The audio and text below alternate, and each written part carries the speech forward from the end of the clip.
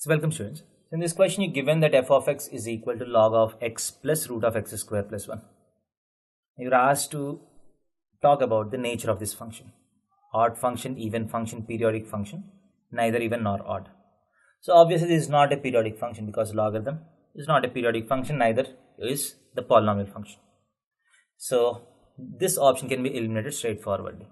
So now we need to check whether it is even, odd or neither even nor odd.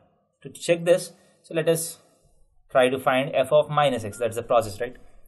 We put minus x in the place of x and see what happens to the function. So f of minus x is log of minus x plus root of, if you put minus x in the place of x, minus x whole square is again x square plus 1, right?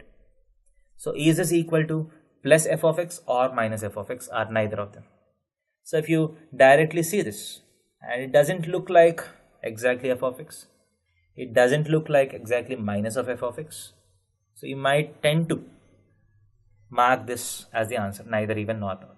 But you just need to go forward and try to simplify this. After simplification, if I can get a minus outside, then odd function can be the answer also.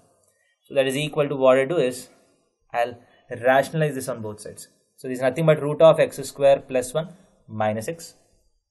So I'll multiply this with root of x square plus 1 plus x by root of x square plus 1 plus x. So what happens if I do this? That is equal to log of, so root of x square plus 1 into root of x square plus 1 is x square plus 1 minus x square. X square plus 1 minus x square is 1 by x plus root of x square plus 1. That's equal to log of x plus root of x square plus 1 whole power minus 1, and the power goes outside log, it is minus log of x plus root of x square plus 1. So f of minus x is same as minus of, so you got f of x again, right? So f of minus x is equal to minus of f of x. What is the meaning of that? F of x is an odd function.